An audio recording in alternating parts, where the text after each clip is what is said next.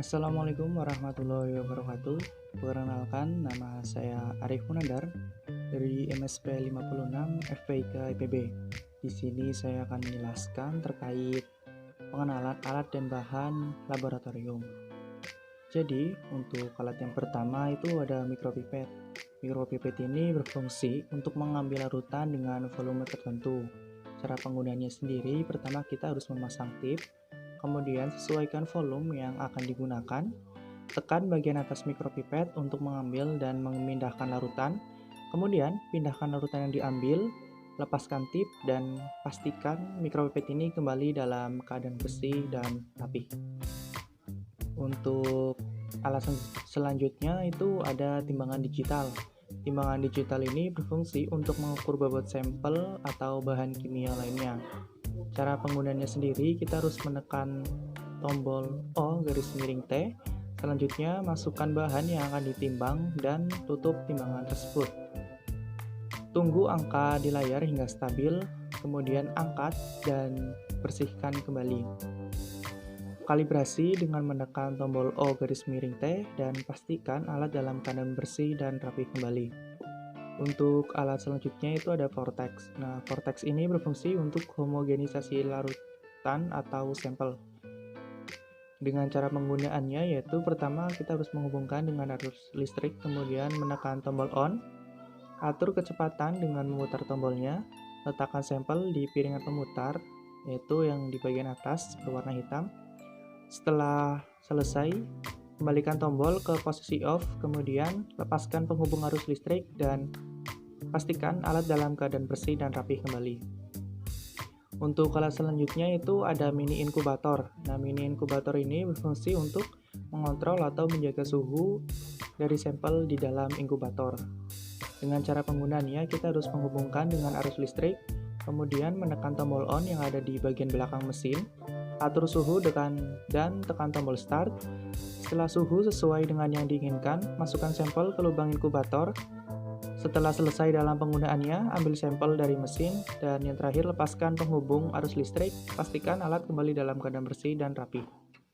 Alat selanjutnya itu ada hot plate stirrer. Nah, fungsi dari alat ini adalah untuk mengaduk, mencampur, dan menghomogenkan larutan kimia dengan menggunakan medan magnetik. Dengan cara penggunaannya yaitu pertama kita harus menghubungkan dengan arus listrik, kemudian letakkan gelas kaca, putar tombol heat dan atur tingkat pemanasnya. Setelah penggunaan putar tombol heat dan setir ke posisi 0 kembali, lepaskan dengan penghubung arus listrik dan pastikan alat kembali dalam keadaan bersih dan rapi. Alat selanjutnya itu ada elektrofores. Alat ini berfungsi untuk memisahkan komponen atau molekul bermuatan berdasarkan perbedaan tingkat migrasinya dalam sebuah medan listrik. Dengan cara penggunaannya yaitu pertama kita harus menghubungkannya dengan arus listrik, kemudian tekan tombol on, buka tutup elektroforesis, masukkan gel agarose, kemudian tuang TAE hingga terendam, masukkan sampel ke dalam sumur, tutup, atur waktu dan tegangannya, kemudian tekan tombol start. Ambil dan tutup kembali, lepaskan dengan penghubung arus listrik, dan yang terakhir pastikan alat ini dalam keadaan bersih dan rapi kembali. Alat selanjutnya itu ada UV Fluorescence Table. Nah, alat ini berfungsi untuk visualisasi DNA maupun RNA pada sel agarose. Dengan cara kerjanya itu, pertama kita harus menghubungkan dengan arus listrik. Buka penutup dan letakkan gel agarose di meja UV. Selanjutnya tutup dan tekan tombol on. Setelah penggunaan alat ini, kembalikan ke dalam posisi off kembali, buka dan ambil gel agarose, keringkan meja UV dengan tisu, kemudian tutup dan lepaskan penghubung arus listrik. Pastikan alat dalam keadaan bersih dan rapi kembali. Alat selanjutnya yaitu PCR. Nah, PCR ini berfungsi untuk amplifikasi gen. Dengan penggunaannya yaitu hubungkan dengan arus listrik, kemudian tekan tombol on yang terletak di bagian belakang mesin. Pilih amplification, kemudian masukkan program. Buka tutup mesin dan letakkan sampel di dalam plate. Tutup kembali dan tekan tombol start.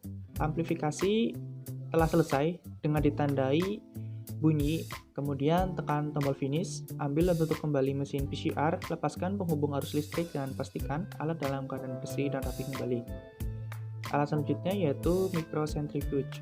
Alat ini berfungsi untuk mengendapkan, memekatkan, dan memisahkan larutan dengan densitas yang berbeda, seperti contoh natan dan supernatan. Dengan cara penggunaannya yaitu hubungkan dengan arus listrik, tekan tombol on di bagian belakang mesin, buka tutup mesin dan buka tutup plastik, kemudian masukkan larutan dalam tiup, letakkan di kedua sisi dengan seimbang, kemudian tutup. Putar tombol pengatur kecepatan dan putar tombol pengatur waktu, kemudian tekan untuk menyalakan mesin. Setelah penggunaan, ambil sampel, lepaskan dengan penghubung listrik, dan pastikan alat dalam keadaan bersih dan rapih kembali. Kemudian alat selanjutnya itu ada tip mikropipet dan box mikropipet. Nah, tip mikropipet ini merupakan bagian yang nantinya akan ditambahkan ketika kita akan menggunakan mikropipet. Nah, tip mikropipet ini biasanya diletakkan pada box mikropipet. Jadi di dalam penggunaannya, tip mikropipet ini tidak boleh disentuh menggunakan tangan maupun dicuci, karena hal ini akan mempengaruhi dari sampel yang akan kita uji, karena kemungkinan besar DNA dari lingkungan dapat masuk ke dalam sampel yang kita uji. Kemudian alat selanjutnya itu ada gelas piala dan spatula. Gelas piala ini nantinya berfungsi dalam kita menggunakan hot plate stirrer. Selanjutnya ada micropestle dan GD column. Nah, GD column ini seperti yang sudah dijelaskan di awal, ini untuk memisahkan larutan natan dan supernatan. Nantinya akan terpisah di bagian atas dan bawah. Selanjutnya kemudian ada dry ice dan box ice. Biasanya kedua alat ini digunakan ketika preservasi. Nah, preservasi sendiri itu merupakan langkah-langkah yang harus kita lakukan sebelum kita menganalisis sampel di laboratorium, karena tentunya sampel tersebut akan mengalami transportasi dan penyimpanan sementara. Alat selanjutnya itu ada cetakan gel. Dan kemudian kita masuk ke bahan ini ada THE, kemudian loading dye. Nah, THE ini merupakan penyangga karena memiliki kandungan tris asetat etda. Kemudian untuk loading dye sendiri berfungsi untuk menambahkan densitas. Bahan selanjutnya itu ada DNA leader dan DDH2O. DNA leader ini berfungsi untuk elektroforesis produk PCR, sedangkan untuk DDH2O ini berfungsi untuk mengencerkan primer. Nah, primer ini berfungsi untuk membatasi fragmen dari DNA yang akan diamplifikasi. Kemudian bahan selanjutnya itu ada plate. Plate ini merupakan tempat sampel saat proses sequencing. Bahan selanjutnya itu ada DNA atau RNA slide dan tag PCR. Nah, DNA atau RNA slide ini berfungsi untuk metabarcoding dan mengabaikan sampel, sedangkan bahan selanjutnya itu tag PCR berfungsi untuk PCR. Bahan selanjutnya itu ada fluorescence dan GPT buffer. Untuk fluorescence ini berfungsi untuk mengubah sinar UV, sedangkan untuk GPT buffer itu berfungsi untuk membantu proses penghancuran jaringan dan sel. Bahan selanjutnya itu ada protka, berfungsi untuk merusak protein untuk mengikat lipid, dan bahan yang terakhir itu ada etanol absolut, yaitu sebagai sterilisasi. Mungkin sekian dari saya terkait pengenalan alat dan bahan laboratorium. Terima kasih. Wassalamualaikum warahmatullahi wabarakatuh.